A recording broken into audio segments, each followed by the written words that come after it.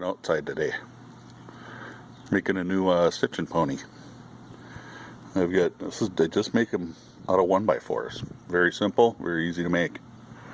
This piece is 18 inches long, and it'll get a piece 3.5 by 3.5 on the bottom. The top piece has a 45-degree angle cut towards the inside so that any bulkier work gets between the two pieces. So basically we're going to do two pieces just like that.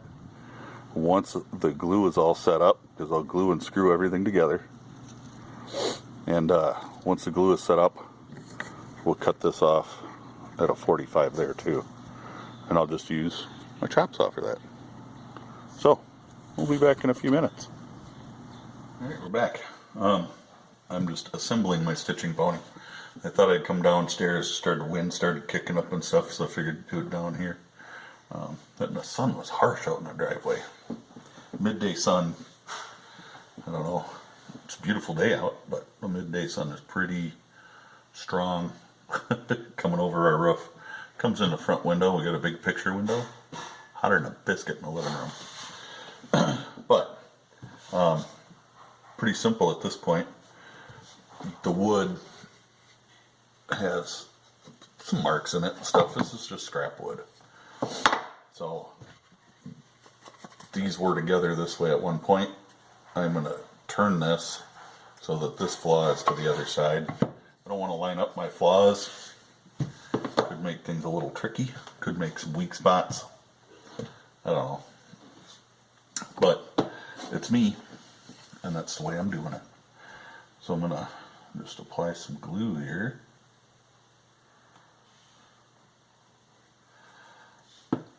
And pretty much follow the directions of your glue. That's really all there is to this. Everybody's got their own preference. Titebond makes some glue. Gorilla Glue. I've used Gorilla Glue on a lot of stuff, but on a project like this, the regular, what is this? Elmer's wood glue. It is wood glue though. I get a little heavy with my glue here. So whatever I scrape off, we'll just put on there. I'm not real concerned with stuff oozing out, what have you. And I'll just set that on like that. For now, we need it to initially set up. So I'm going to leave that like that. And we'll have to put a little more glue on here.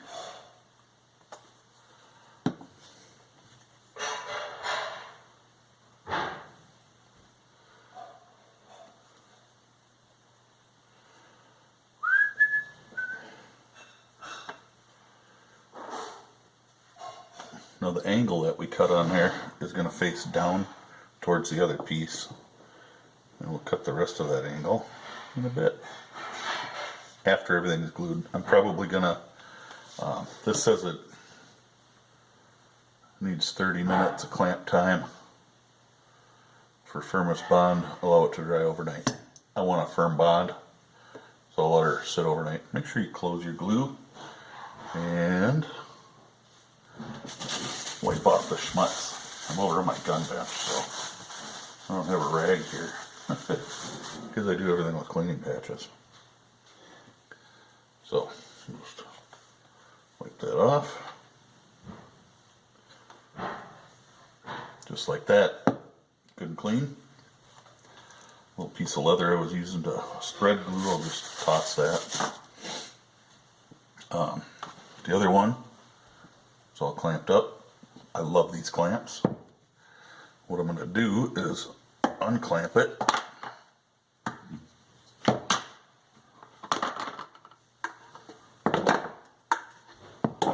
You know, because they're identical parts.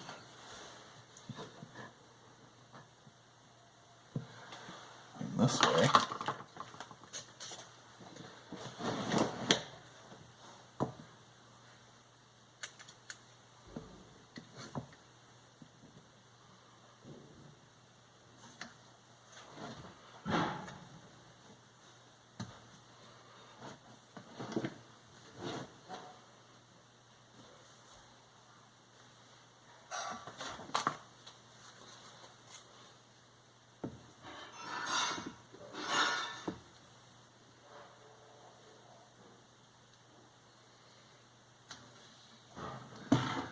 kind of like that. Do the same thing on this end.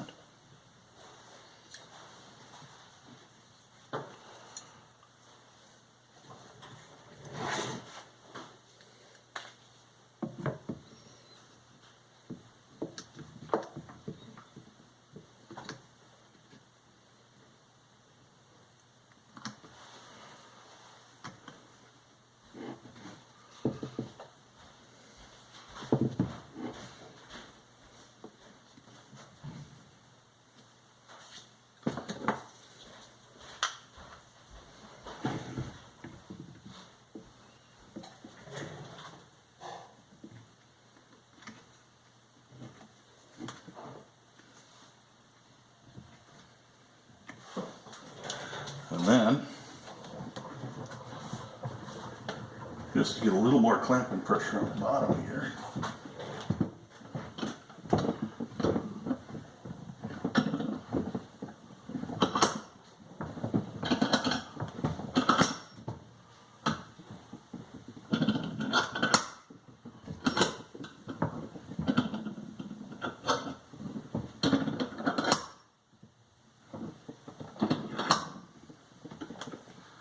now if I was doing this, I just clamp it my vise so I get some good clamping pressure down on the bottom. If I was doing this for a customer or something, I'd be using better wood, wouldn't be using scrap wood. And it would be a nicer piece. Stain it nice, make it real pretty. This doesn't need to be pretty. It's going to get hung on my bench. Up here, we'll cut a 45 here and a 45 here. And then we'll wrap the jaws in leather. You didn't even see that, did you? We'll cut this off at a 45 and over here, which will leave me, you know, a good little space for clamping. So you can kind of tell it kind of looks like a stitch and pony already. But I will make a mount and it will hang under my bench. I'll just be able to flip it up and use it, and flip it back down. At least that's the hope. Anyway, guess that's about it for now. There's no glue between the two sides right now.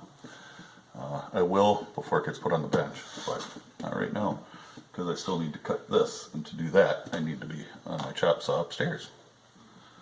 But I'll get back with you tomorrow once this is good and dry. Alright, been sitting overnight, so I'm going to take the pony out of the vise here, get all the clamps off.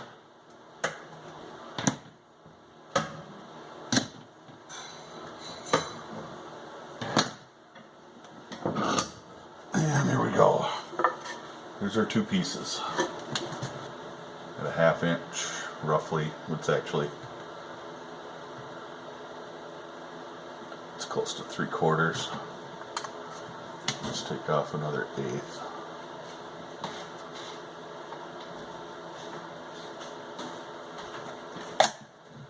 So right here is going to be where I'm going to cut, and it'll be 45 degrees on each side. Can you see that? Cut it 45 degrees on each side. That should leave us a nice sized jaw to hold most of our work. Most of my work, keep in mind, is holsters and knife sheaths and that sort of thing. So actually more clamping space is probably better. So I may go back to this top line. Hard to say just yet, but I'll know soon. Anyway, I'm going to go upstairs and cut this. I get both pieces, I cut them off nice and flush on the bottom. And got my tops cut. See, that looks pretty cool. I'm about to attach the leather. Now I've already put my contact cement on here just to save you that pain. And I've cut it intentionally oversized because it'll be really easy to cut it to size. And you just want to make sure that your edges, let's tip this down just a bit more. these edges where you got to round over this inside edge and this edge, that you make sure that those are covered really well with the contact cement. And contact cement's really all you need to use here. And just make sure you rub it down good. If you need a tool, a Sharpie works pretty good, just to help you get around those corners. And keep everything nice and tight. And this is just a regular old piece of 4-ounce veg tan leather. It is nothing fancy, doesn't need to be. My last one I used oil tan leather on because that's what I happen to have sitting around.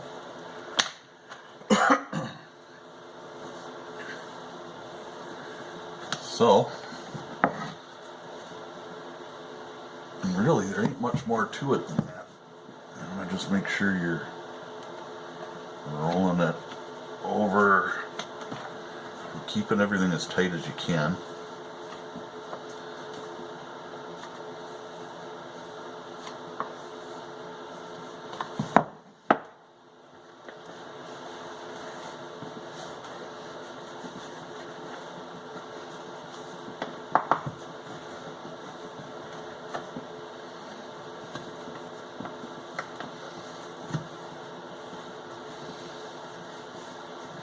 And we're dry to the point that I'm not peeling it back up if I have to.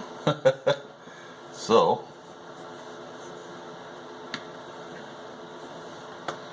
there we go.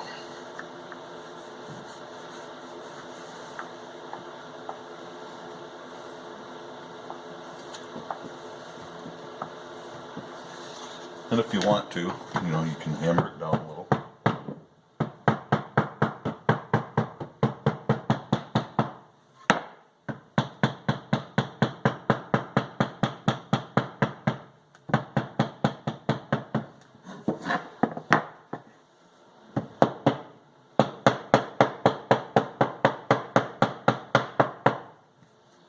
There you go. I want that to set up a little bit, and then we're just going to trim it all off.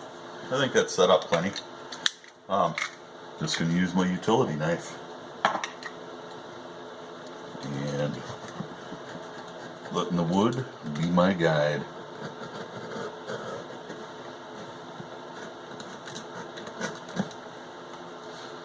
And it is really quite simple.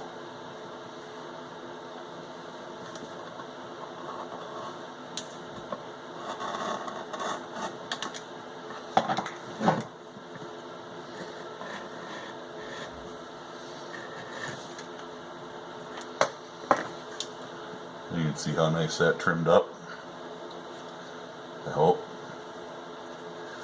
In the back. Just quick go down the other side here.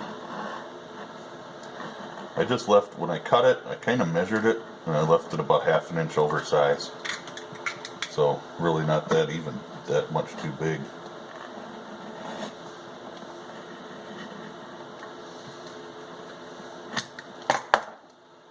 And there you go. The two pieces will go together like this. This one is going to get mounted to my bench, and at some point I will take it off my bench and make a stitching horse out of it. Yeah, I know. We'll get to that another day. So I don't want to glue the middle together. I know I should. I know I should clamp it up and let it sit overnight.